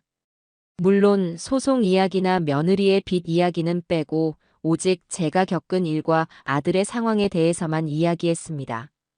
지점장님, 내가 보증을 서고 내 아들 녀석에게 대출을 해준 그 집 말입니다. 지금 그 집에 아주 큰 문제가 생겼습니다. 내 며느리라는 아이가 나를 집에서 내쫓고 심지어 밥상까지 엎었어요. 그런데도 내 아들 녀석은 제 아내에게 꼼짝도 못하고 있습니다. 지금 그 집안은 언제 터질지 모르는 시한폭탄 같은 상태예요. 저는 잠시 말을 끊고 지점장의 눈을 똑바로 보며 말했습니다. 나는 이 대출의 보증인으로서 그리고 이 은행의 오랜 VIP 고객으로서 심각한 우려를 표하는 바입니다. 채무자인 내 아들 이대호는 현재 정상적인 가정생활을 영위하지 못하고 있으며 배우자의 비상식적인 행동으로 인해 채무 상환 능력에 심각한 문제가 발생할 가능성이 매우 높다고 판단됩니다. 만약 은행 측에서 이 문제에 대해 아무런 조치를 취하지 않는다면 저는 부득이하게 이 은행에 예치된 제 모든 자산을 다른 은행으로 옮기는 것을 고려할 수밖에 없습니다. 이것은 정중한 요청의 형식을 띤 아주 강력한 압박이었습니다. 제 회사의 막대한 자금과 제 개인 자산까지 모두 그 은행을 통해 움직이고 있었기에 제 말의 무게는 결코 가볍지 않았습니다. 제 말을 들은 지점장의 얼굴은 심각하게 굳어졌습니다. 은행 입장에서 VIP 고객의 자산 이탈은 물론이고 대출금 회수에 문제가 생기는 것은 절대 용납할 수 없는 일이었으니까요. 회장님, 걱정 마십시오. 저희 은행은 고객님의 자산을 최우선으로 보호할 의무가 있습니다. 즉시 해당 대출건에 대한 리스크 관리에 착수하겠습니다. 채무자의 현재 상황에 대해 면밀히 검토하고 필요하다면 즉각적인 조치를 취하도록 하겠습니다. 지점장의 약속을 받고 은행을 나온 저는 이제 모든 준비가 끝났음을 직감했습니다. 법원에서는 소송을 통해, 은행에서는 대출금 상환 압박을 통해 양쪽에서 저들의 숨통을 조여가기 시작할 겁니다. 그들이 발 딛고 서 있는 안락한 성이 사실은 얼마나 위태로운 모래성이었는지를 깨닫게 될 시간이 다가오고 있었습니다. 며칠 지나지 않아 제 예상은 정확히 맞아떨어졌습니다. 박 변호사로부터 법원이 부동산 처분금지 가처분 신청을 인용했다는 연락이 왔습니다. 이제 며느리는 소송이 끝날 때까지 그 집을 마음대로 팔거나 담보로 잡을 수 없게 된 겁니다. 그녀의 마지막 돈줄이 완벽하게 차단된 셈이지요. 그리고 거의 동시에 아들 녀석에게서 울먹이는 전화가 걸려왔습니다. 아버지, 은행에서 전화가 왔어요. 갑자기 저희 집 대출에 문제가 생겼다면서 대출금 전액을 일시 상환해야 할 수도 있다고 해요. 이게 다 아버지 때문이죠? 아버지께서 은행에 무슨 말씀을 하신 거예요? 제발 저희 좀 살려주세요, 아버지. 수화기 너머로 아들의 절규와 함께 옆에서 그 영감탱이가 우리를 다 죽이려고 작정했어. 하고 악을 쓰는 며느리의 목소리가 섞여 들려왔습니다. 저는 아무 대답 없이 조용히 전화를 끊었습니다. 이제 공은 저들에게 넘어갔습니다. 법원과 은행이라는 그들 스스로는 절대 감당할 수 없는 거대한 벽에 사방이 가로막힌 채 그들은 이제 서로를 물어뜯으며 자멸의 길을 걷게 될 것이 분명했습니다. 저는 그저 그들이 스스로 무너져 내리는 모습을 가장 높은 곳에서 조용히 지켜볼 생각이었습니다. 사면초가 아마 그 당시 아들 내외의 상황을 이보다 더 정확하게 표현할 말은 없을 겁니다. 법원에서는 집을 팔지 못하게 꽁꽁 묶어버렸고 은행에서는 당장이라도 대출금을 모두 회수할 듯이 매일같이 독촉 전화를 해왔습니다. 월급은 들어오자마자 카드값과 이자로 빠져나가기 바빴고 며느리가 끌어다 쓴 사채 빚은 눈덩이처럼 불어나고 있었을 테지요. 그들이 믿었던 싸구려 변호사는 조정기일 이후 이건 제가 맡을 수 있는 사건이 아닙니다. 라며 슬그머니 발을 빼버렸다고 합니다. 이제 그들 곁에는 아무도 남지 않았습니다. 오직 서로에 대한 원망과 지독한 가난의 공포만이 그들의 집을 가득 채우고 있었을 겁니다. 그런 극한의 상황에 몰리자 며느리는 마지막 발악을 시작했습니다. 그녀가 선택한 마지막 무기는 바로 거짓 눈물과 교묘한 동정심 유발이었습니다. 그녀는 제 아들 대호 앞에서 그동안 자신이 저질렀던 모든 잘못을 인정하는 척하며 세상에서 가장 불쌍하고 가련한 여인을 연기하기 시작했다고 합니다. 이 모든 이야기는 나중에 모든 것이 끝나고 나서야 아들에게 직접 전해 들을 수 있었습니다. 어느 날 밤 며느리는 아들의 앞에 무릎을 꿇고 앉아 펑펑 울었다고 합니다. 여보, 내가 다 잘못했어요. 내가 죽일년이에요. 아버님께 그러면 안 되는 거였는데. 내가 그때는 정말 제정신이 아니었어요. 아들이 영문도 모른 채 당황하고 있자 며느리는 눈물 콧물을 쏟아내며 자신의 비밀을 털어놓기 시작했습니다. 물론 그 비밀이라는 것은 철저하게 조작되고 각색된 그녀 자신을 피해자로 둔갑시키는 거짓말투성이었지요. 사실은 나한테 빚이 좀 있어요. 당신한테는 차마 걱정 끼치기 싫어서 말 못했는데. 당신 회사에서 힘들게 일하는 거 뻔히 아는데 나까지 짐이 되기 싫어서 혼자 어떻게든 해결해 보려고 했어요. 빚이라니? 그게 무슨 소리야?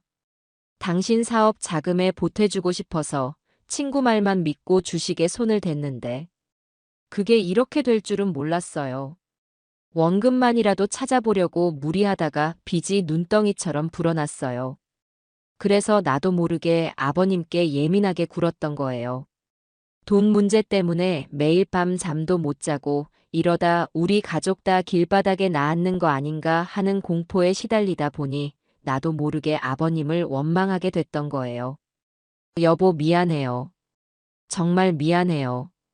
그녀의 거짓말은 실로 대단했습니다. 노름과 사치로 생긴 빚을 남편의 사업 자금을 마련해 주려다 생긴 안타까운 실수로 둔갑시켰으니까요. 심지어 자신의 모든 악행의 원인을 남편과 가정을 너무나도 사랑했기 때문이라고 포장하는 치밀함까지 보였습니다. 제 아들 대호는 그 순간 또다시 흔들렸다고 합니다. 평생을 순하고 무르게만 살아온 녀석은 눈앞에서 눈물을 뚝뚝 흘리며 용서를 비는 아내의 모습에 마음이 약해질 수밖에 없었을 겁니다. 며느리는 아들이 흔들리는 것을 놓치지 않고 마지막 쐐기를 박았습니다. 여보, 지금 우리를 구할 수 있는 사람은 아버님밖에 없어요. 당신이 가서 잘못했다고, 다시는 안 그러겠다고 싹싹 빌면 아버님도 마음이 약해지실 거예요. 아버님이 이 소송만 취하해 주시면 우리 다시 예전처럼 행복하게 살 수 있어요. 네. 당신이 우리 가족을 지켜줘야 해요. 제발 나 좀 살려줘요. 결국 제 아들은 그 악마의 눈물에 또 한 번 속아 넘어가고 말았습니다. 다음 날 아들은 초췌한 모습으로 제가 머물고 있는 호텔로 저를 찾아왔습니다. 로비에서 연락을 받고 내려가 보니 녀석은 저를 보자마자 그 자리에 털썩 무릎을 꿇었습니다.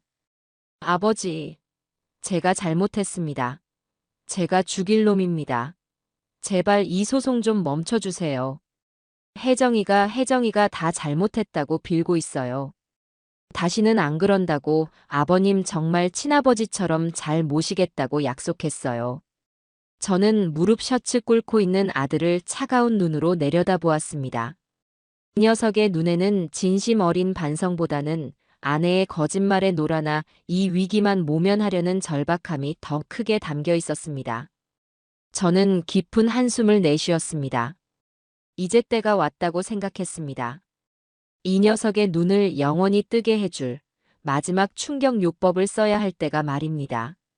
일어나거라. 그리고 나를 따라와라.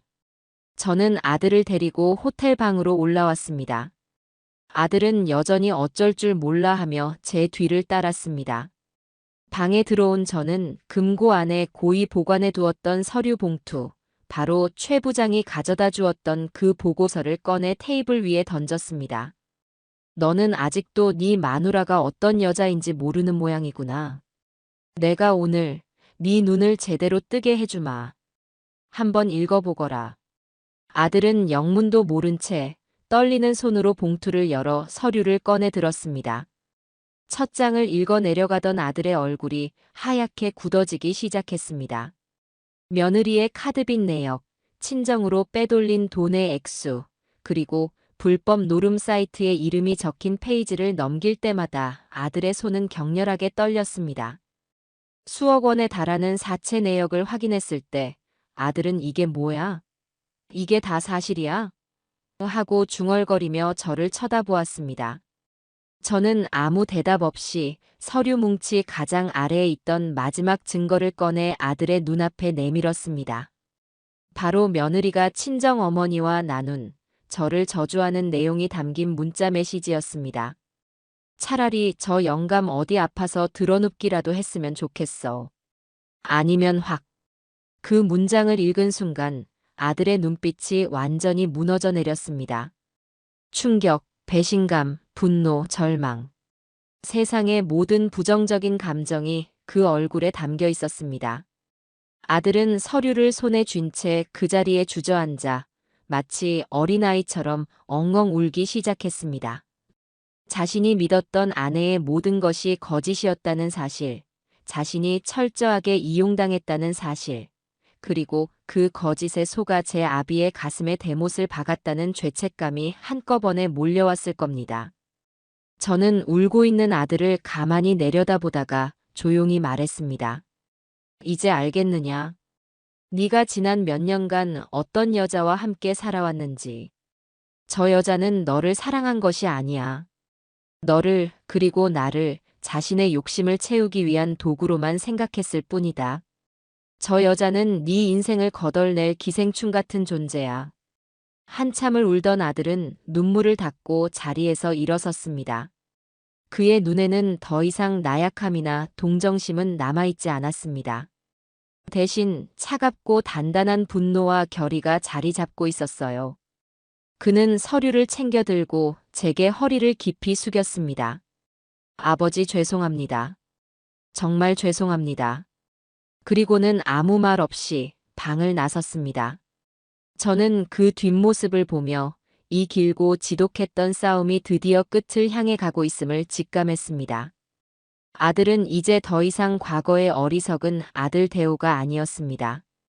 그는 진실이라는 이름의 비수를 손에 쥔 채 자신의 인생을 망친 악마를 처단하기 위해 집으로 돌아가고 있었습니다. 그날 밤 아들의 집에서는 상상할 수 있는 가장 끔찍한 부부싸움이 벌어졌다고 합니다. 집에 돌아온 아들은 아내에게 아무것도 묻지 않고 그저 제가 주었던 증거 서류들을 그녀의 얼굴 앞에 집어 던졌습니다. 자신의 모든 비밀이 탄로난 것을 안며느리는 처음에는 발뺌을 하다가 이내 본색을 드러냈습니다. 그래, 어쩔 건데. 네가 뭘 할 수 있는데. 네가 잘났으면 내가 저런 짓까지 했을 것 같아. 다 네가 무능하고 돈 못 버는 탓이야. 그녀는 자신의 잘못을 인정하기는커녕 모든 책임을 아들에게 떠넘기며 온갖 저주와 악담을 퍼부었습니다. 그 추악한 민낯을 마주한 순간 아들의 마음속에 남아있던 마지막 미련 한 조각까지 완전히 사라졌다고 합니다. 아들은 그 길로 집을 나와 다시는 그곳으로 돌아가지 않았습니다. 길고 길었던 악몽이 드디어 끝나는 순간이었습니다. 아들이 집을 나온 뒤 우리의 싸움은 새로운 국면으로 접어들었습니다.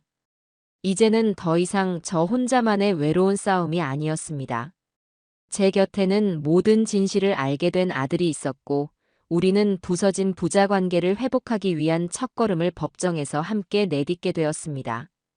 최종 변론 기일이 잡혔고 저는 아들과 함께 법원으로 향했습니다. 법원 복도에서 마주친 며느리의 모습은 가히 처참했습니다.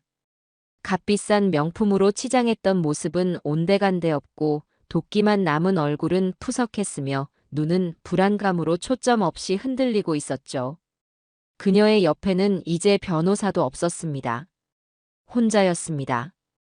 우리를 발견한 그녀는 증오가 가득 담긴 눈으로 저와 아들을 번갈아 쏘아보았지만 예전과 같은 기세는 조금도 느껴지지 않았습니다. 그저 마지막 남은 자존심으로 버티고 선 가여운 폐잔병의 모습이었어요. 법정 안 피고석에 홀로 앉은 며느리는 최후의 발악을 시작했습니다. 그녀는 판사 앞에서 눈물을 흘리며 자신이 얼마나 불쌍한 피해자인지를 연기하기 시작했습니다. 존경하는 재판장님, 저는 억울합니다. 저는 그저 남편을 내조하고 시아버님을 잘 모시려 했던 죄밖에 없습니다. 그런데 저 시아버님은 처음부터 저를 미워하셨고 어떻게든 저를 이 집에서 내쫓으려고 혈안이 되어 있었습니다. 저 녹음 파일도 다 조작된 겁니다. 저를 함정에 빠뜨리기 위해 일부러 저를 화나게 만들고 몰래 녹음한 것이라고요. 그녀의 거짓말은 뻔뻔하기 그지없었습니다. 하지만 박 변호사는 그녀가 마음껏 떠들도록 내버려 두었습니다. 거짓말은 많이 할수록 더 많은 허점을 드러내는 법이니까요. 한참 동안 자신의 신세를 한탄하며 저를 파렴치한 늙은이로 몰아가던 그녀의 연극이 끝나자 박 변호사는 조용히 자리에서 일어났습니다. 재판장님, 피고의 주장이 얼마나 터무니없는 것인지는 이미 제출된 증거들만으로도 충분히 입증되었다고 생각합니다.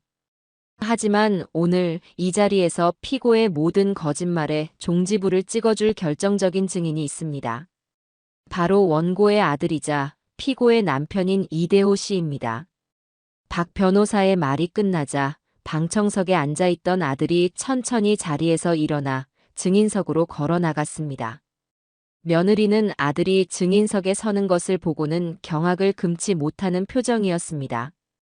아마도 마지막 순간까지 아들이 자신의 편을 들어주리라, 혹은 최소한 침묵이라도 지켜주리라 믿었던 모양입니다. 하지만 그 어리석은 기대는 산산이 부서졌습니다.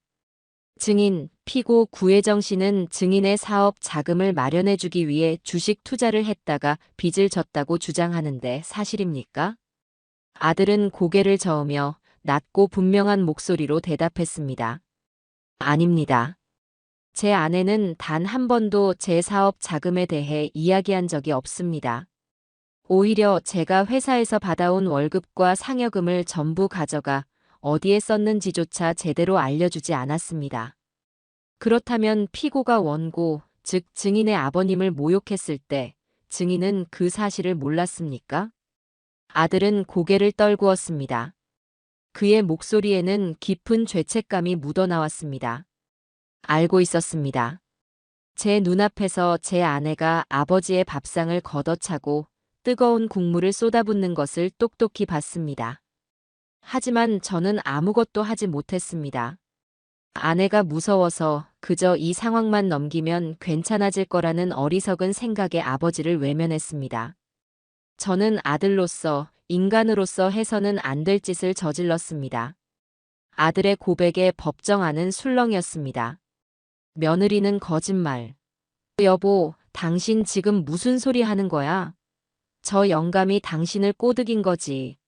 하고 소리쳤지만 재판장의 엄한 제지에 입을 다물어야 했습니다. 아들은 마지막으로 준비해온 서류를 증거로 제출했습니다. 바로 며느리의 노름 내역과 사체 기록, 즉 제가 그에게 건네주었던 바로 그 보고서였습니다. 제 아내는 수년간 저를 속여왔습니다. 뒤로는 수억 원의 노름빚과 사채 빚을 지고 있으면서 저에게는 단 한마디도 하지 않았습니다. 오히려 그 빚을 갚기 위해 아버지를 내쫓고 이 집을 팔아치울 계획을 세우고 있었습니다. 이 모든 것이 진실입니다. 아들의 증언은 결정적이었습니다. 며느리의 모든 거짓말과 위선이 만천하에 드러나는 순간이었습니다. 판사는 더 이상 들어볼 것도 없다는 듯 엄숙한 목소리로 판결을 내렸습니다. 피고 구혜정, 이대호는 연대하여 원고 이종규에게 대여금 9억 원 및 이에 대한 지연 이자를 즉시 지급하라. 소송 비용은 모두 피고가 부담한다. 땅, 땅, 땅. 판결봉이 3번 울리는 소리와 함께 길고 길었던 싸움은 저의 완전한 승리로 끝이 났습니다. 며느리는 판결을 듣고 그 자리에 주저앉아 말도 안 돼. 말도 안 돼. 하는 말만 넋나간 사람처럼 중얼거렸습니다. 저는 그 모습을 차갑게 한번 쳐다보고는 아들과 함께 묵묵히 법정을 빠져나왔습니다. 이제 법의 심판은 끝났습니다. 남은 것은 현실의 혹독한 대가뿐이었습니다. 판결이 확정되자 저는 곧바로 법률 절차에 착수했습니다. 아들 내외가 살던 아파트에 대한 강제 경매를 신청한 것입니다. 며칠 후 법원에서 나온 집행관들은 아파트 현관문에 차가운 빨간색 압류 딱지를 붙였습니다. 한때는 며느리의 허영심을 채워주던 화려한 보금자리가 이제는 채무 불이행이라는 주홍글씨가 새겨진 감옥으로 변해버린 셈입니다. 그 소문은 아주 빠르게 퍼져나갔습니다. 며느리가 돈을 빌렸던 대부업체와 사채업자들이 그녀의 마지막 재산이었던 아파트가 경매로 넘어간다는 소식을 놓칠 리가 없었죠. 그날 이후 며느리의 삶은 진짜 지옥으로 변했을 겁니다. 밤낮을 가리지 않고 집으로 찾아와 문을 두들기고 빚을 갚으라며 협박하는 사채업자들에게 시달렸을 테니까요. 집안의 가구와 가전제품에는 온통 압류 스티커가 붙어 제 마음대로 처분할 수도 없게 되었습니다. 은행에서는 대출 연장을 거부했고 카드사는 신용불량자로 등록해버렸습니다. 그녀가 기댈 곳은 이제 이 세상 어디에도 없었습니다.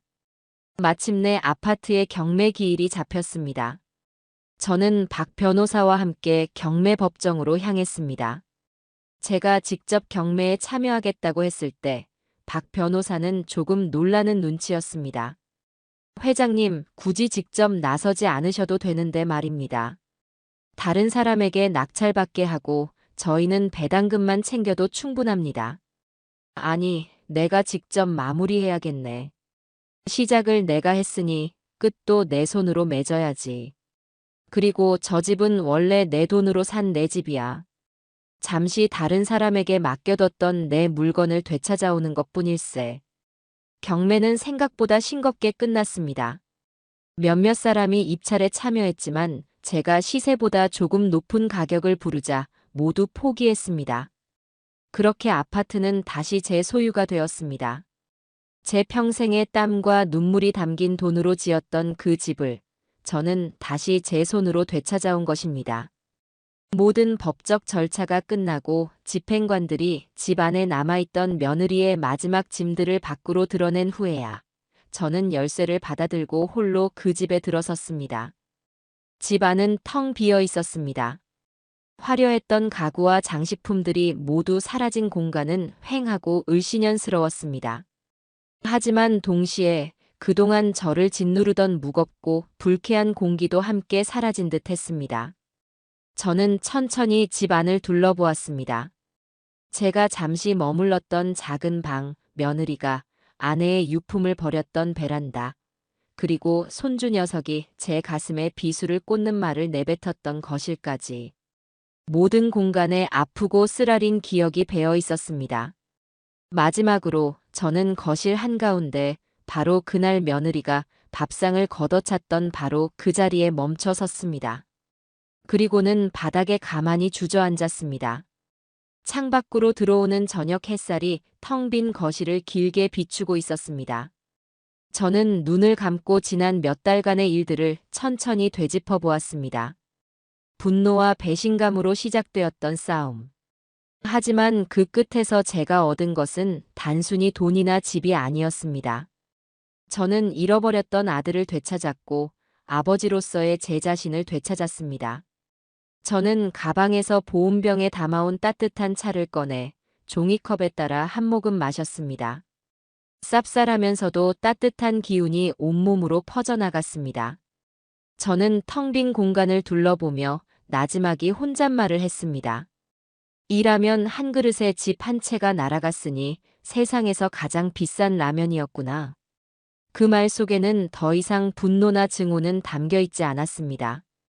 오직 모든 것을 끝냈다는 안도감과 이 모든 시련을 통해 더 단단해진 제 자신에 대한 작은 위로만이 담겨 있었을 뿐입니다. 이제 이 집을 어떻게 할 것인지는 천천히 생각하기로 했습니다. 확실한 것은 이곳은 더 이상 불행과 갈등의 공간이 아니라는 사실이었습니다. 제가 되찾은 이 공간을 저는 희망과 새로운 시작의 장소로 만들고 싶었습니다. 모든 폭풍이 지나간 후 제 아들 대호의 삶은 말 그대로 폐허가 되었습니다. 며느리와의 이혼은 생각보다 쉽게 마무리되었습니다. 나눠 가질 재산도 다툴 양육권도 없었으니까요. 손주인 민준이는 외과에서 맡기로 했지만 며느리 쪽 집안 역시 풍비박산이 난 상태라 아이가 제대로 보살핌을 받을 수 있을지는 의문이었습니다. 아들은 이혼 서류에 도장을 찍고 그야말로 맨몸으로 세상에 내던져졌습니다. 아파트는 경매로 넘어갔고 그동안 며느리가 아들 명의로 몰래 만들어 놓은 카드빚과 소액 대출들이 터져나오면서 아들의 월급은 차 앞 딱지가 붙기 시작했습니다. 한때는 번듯한 회사의 팀장이었던 아들은 이제 신용불량자라는 낙인이 찍힌 채 하루아침에 모든 것을 잃고 나락으로 떨어진 것입니다. 그 녀석은 저를 찾아오지 않았습니다. 아마 저를 볼 면목이 없었을 겁니다. 저 또한 녀석을 일부러 찾지 않았습니다. 스스로 일어설 시간을 주어야 한다고 생각했기 때문입니다. 다만 최 부장을 통해 아들이 어떻게 지내는지 조용히 지켜볼 뿐이었습니다. 아들은 친구 집과 찜질방을 전전하다가 보증금도 필요 없는 아주 작은 고시원 방 하나를 구했다고 합니다. 한 평 남짓한 몸 하나 겨우 누일 수 있는 작은 공간에서 아들은 자신의 죗값을 치르고 있었습니다. 낮에는 회사를 다녔고 밤에는 대리운전 아르바이트까지 하며 빚을 갚아나가고 있다는 소식을 들었을 때 저는 가슴이 아프면서도 한편으로는 대견한 마음이 들었습니다. 스스로의 힘으로 바닥부터 다시 시작하려는 아들의 모습에서 저는 희미한 희망을 보았습니다. 그렇게 몇 달의 시간이 흘렀습니다. 가을이 깊어지고 쌀쌀한 바람이 옷깃을 여미게 만드는 어느 날 저녁이었습니다. 모르는 번호로 전화가 한 통 걸려왔습니다. 조심스럽게 전화를 받자 수화기 너머에서는 아주 작고 주저하는 목소리가 들려왔습니다. 아버지, 저 대호예요. 오랜만에 듣는 아들의 목소리였습니다. 저는 아무 말 없이 다음 말을 기다렸습니다. 잠깐 뵐 수 있을까요? 아파트 앞 공원으로 지금 나와주실 수 있으세요? 저는 알았다. 짧게 대답하고 옷을 챙겨 입었습니다. 제가 다시 사들인 그 아파트 근처의 작은 공원 벤치에 아들이 고개를 푹 숙인 채 앉아 있었습니다. 몇 달 사이의 녀석은 아주 다른 사람이 되어 있었습니다. 살은 헬쑥하게 빠지고 얼굴에는 고단한 삶의 흔적이 역력했지만 예전처럼 나약하고 흐리멍덩하던 눈빛은 사라지고 그 자리에 깊고 단단한 무언가가 자리 잡고 있었습니다. 제가 앞에 서자 아들은 자리에서 벌떡 일어났습니다. 그리고는 제 앞에 서서 아무 말 없이 눈물만 뚝뚝 흘리기 시작했습니다. 한참을 소리 없이 울던 아들은 이내 제 앞에 털썩 무릎을 꿇었습니다. 지난번 호텔 로비에서 무릎을 꿇었을 때와는 전혀 다른 모습이었습니다. 그때가 위기를 모면하기 위한 절박한 행동이었다면 지금은 온 마음을 다한 진정한 참회였습니다. 아버지, 제가 죽일 놈입니다. 아들은 흐느끼며 말했습니다. 제가 아버지를 제 손으로 지옥에 밀어 넣었습니다. 아버지 가슴에 그렇게 큰 대못을 받고도 저는 제 아내의 거짓말만 믿고 아버지를 원망했습니다. 저는 아들도 아니고 인간도 아닙니다. 아버지 부디 이 불효자식을 용서하지 마십시오. 저는 아버께 용서를 받을 자격조차 없는 놈입니다. 아들은 땅바닥에 이마를 박고 오열했습니다. 자신의 잘못을 변명하거나 동정을 구하려는 말은 단 한마디도 하지 않았습니다. 오직 자신의 죄를 고백하고 그 죗값을 달게 받겠다는 다짐만이 느껴졌습니다. 저는 무릎 셔츠 꿇고 있는 아들을 한참 동안 그저 내려다보았습니다. 그리고는 조용히 손을 내밀어 아들의 어깨를 잡고 일으켜 세웠습니다. 일어나거라. 아들은 눈물 젖은 얼굴로 저를 올려다보았습니다. 저는 그런 아들의 눈을 똑바로 마주보며 말했습니다. 네가 네 잘못을 제대로 알았으니 그걸로 됐다. 하지만 용서는 그렇게 쉽게 하는 것이 아니다. 나는 너를 용서하지 않을 것이다. 적어도 지금은. 아들의 눈빛이 절망으로 흔들렸습니다. 저는 아들의 주머니에 작은 봉투 하나를 찔러 넣어주었습니다. 그 안에는 작은 원룸 하나를 구할 수 있는 월세 보증금이 들어 있었습니다. 이 돈으로 그 답답한 고시원에서 나와 최소한 사람답게 살 수 있는 방이라도 하나 구하거라. 이것이 내가 너에게 해줄 수 있는 마지막 배려다. 나는 더 이상 너를 돕지 않을 것이다. 저는 아들에게서 한 걸음 물러서며 아비로서 내릴 수 있는 가장 어려운, 하지만 반드시 필요한 과제를 내주었습니다. 지금부터 네 힘으로 네 두 발로 오롯이 일어서 봐라. 네가 흘린 정직한 땀으로 돈을 벌고 그 돈으로 네 인생을 다시 일으켜 세워. 그리고 언젠가 네 힘으로 번 돈으로 이 아비에게 따뜻한 밥 한 끼 사주는 날이 올 게다. 나는 바로 그날 그 밥상을 받고 나서야 비로소 너를 내 아들로 다시 인정하고 너를 용서할 것이다. 이것은 제가 아들에게 줄 수 있는 유일한 그리고 마지막 기회였습니다. 무너진 자존심을 되찾고 한 명의 독립된 인간으로 다시 태어날 수 있는 기회. 제 말의 의미를 깨달았는지 아들은 더 이상 울지 않았습니다.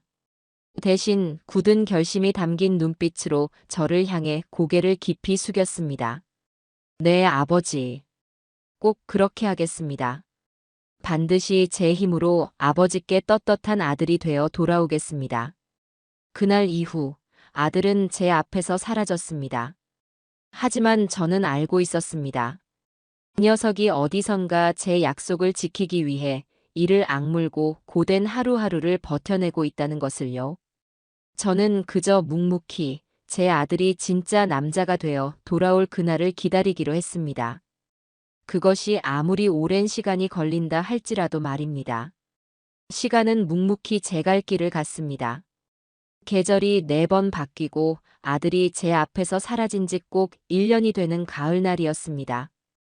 그동안 저는 아파트의 내부를 새로 꾸미고 조용하고 평온한 일상을 보내고 있었습니다. 아들은 한 달에 한두 번씩 제게 전화를 걸어왔습니다. 아버지, 별일 없으시죠? 식사는 잘 챙겨 드세요. 같은 짧은 안부 전화였지만 그 목소리에는 예전과 다른 건강함과 자신감이 묻어 있었습니다.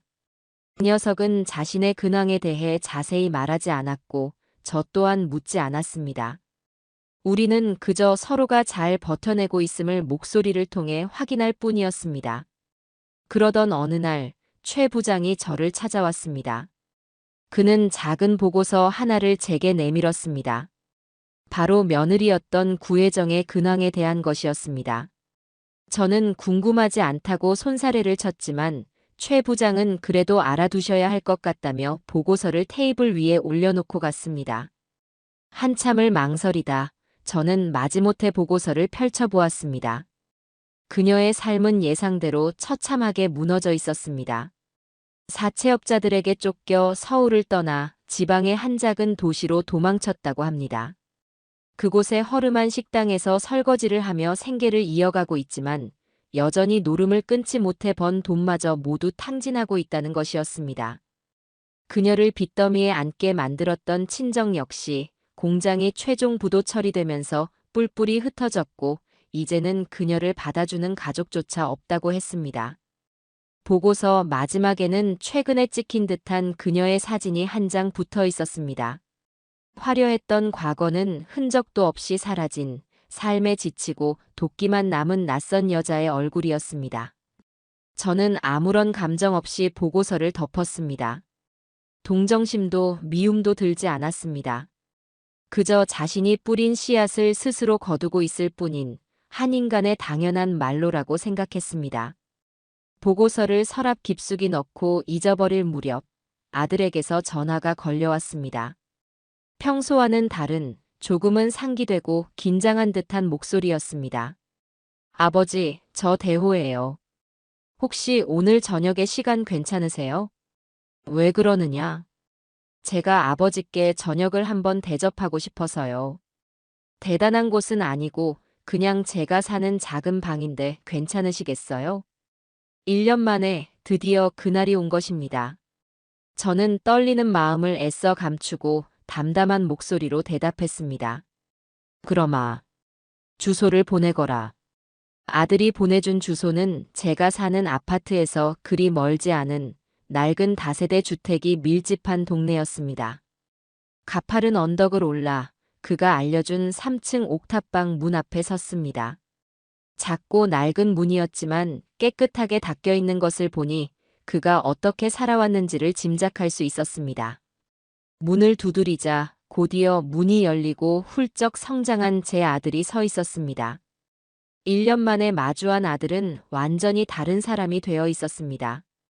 고된 노동으로 다져진 다부진 몸, 햇볕에 건강하게 그을린 얼굴, 그리고 무엇보다도 예전에는 찾아볼 수 없었던 맑고 당당한 눈빛을 하고 있었습니다.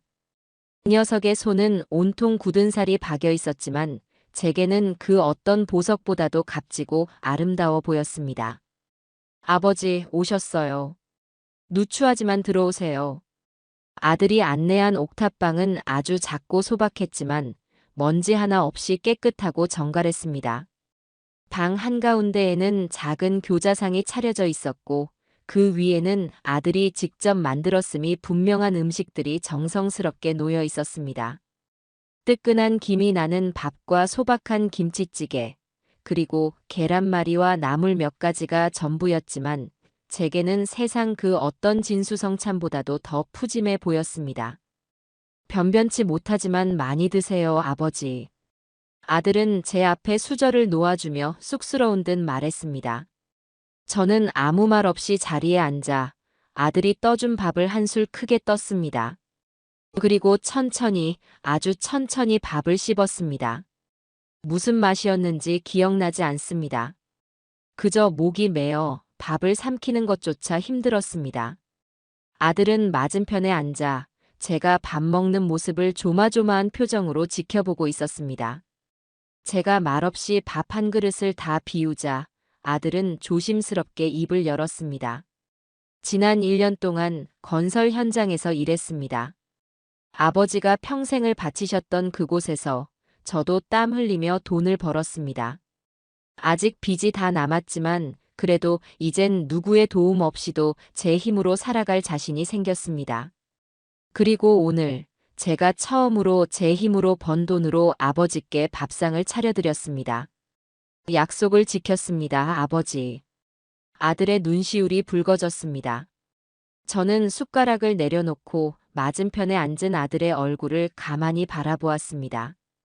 제 눈앞에는 더 이상 어리석고 나약했던 과거의 아들은 없었습니다. 시련을 이겨내고 비로소 한 명의 어른으로, 한 명의 남자로 우뚝 선 제 아들이 앉아 있었습니다. 저는 자리에서 일어나 아들의 어깨를 힘껏 두드려 주었습니다. 그리고는 제 평생 아들에게 해주었던 그 어떤 칭찬보다도 더 진심을 담아 나지막이 말했습니다. 그래, 고생했다, 내 아들. 오늘 네가 차려준 이 밥상이 내 평생 먹었던 그 어떤 밥보다도 가장 맛있는 밥이었다. 그제야 아들은 참았던 눈물을 터뜨렸습니다. 저 또한 흐려지는 눈앞을 애써 감추기 위해 창밖에 어두워진 하늘을 바라보았습니다. 집 한 채를 잃는 혹독한 대가를 치렀지만 저는 그보다 훨씬 더 소중한 것을 되찾았습니다. 바로 제 아들이었습니다. 우리는 그 작은 옥탑방에서 아주 오랫동안 서로의 어깨를 기댄 채 지나간 아픔을 씻어내고 새로운 시작을 함께 맞이하고 있습니다.